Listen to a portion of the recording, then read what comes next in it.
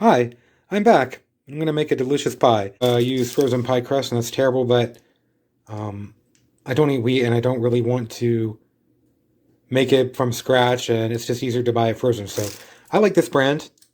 Of course, I can't really find a lot of other brands to try, but I really do like this kind. I've tried it a couple times.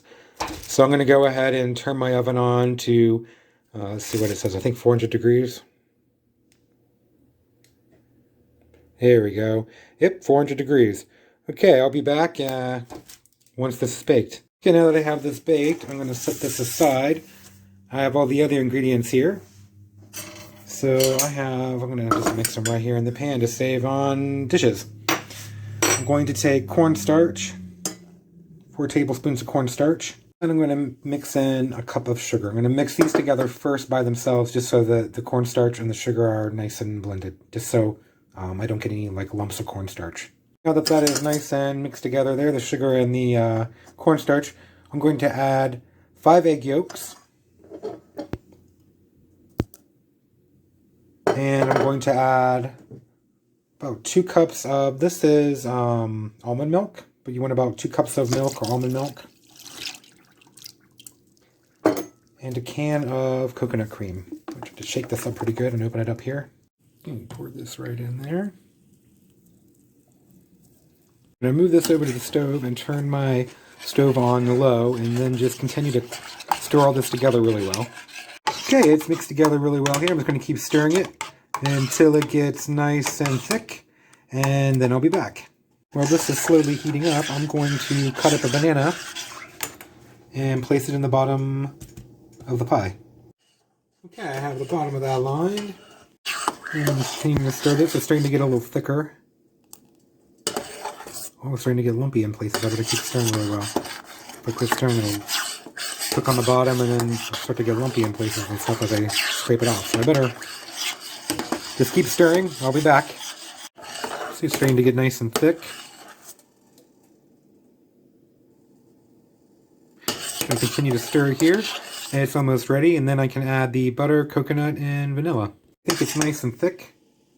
So I'm going to go ahead and turn off the heat and dump in the coconut, the butter, and the vanilla. Butter here, some of it's kind of melted. Okay, the butter is nice and stirred in there. I'm going to go ahead and add the coconut. There you go. I'll go ahead and just mix this in here really well. Okay, I'm going to dump in the vanilla.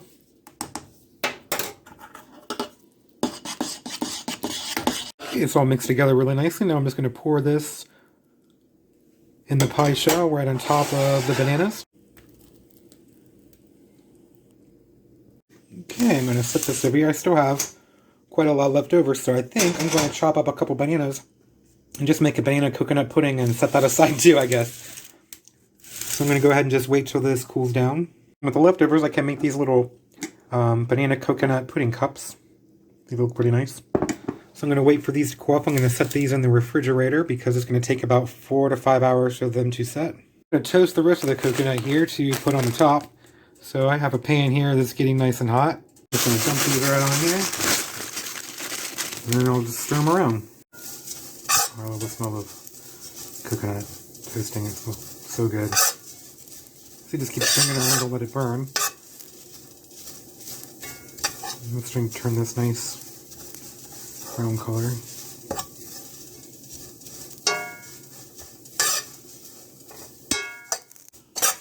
think that looks really, really good. I think I'm going to go ahead and take all this off just so I don't burn any of it.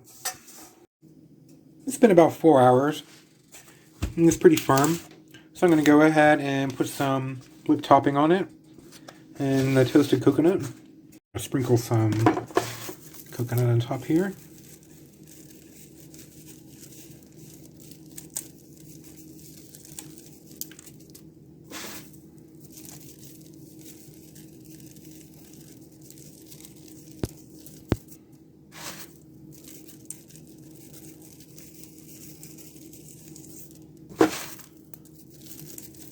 Okay, I think it looks really good. I'm going to cut it open and try it out now. Go ahead and try a piece here.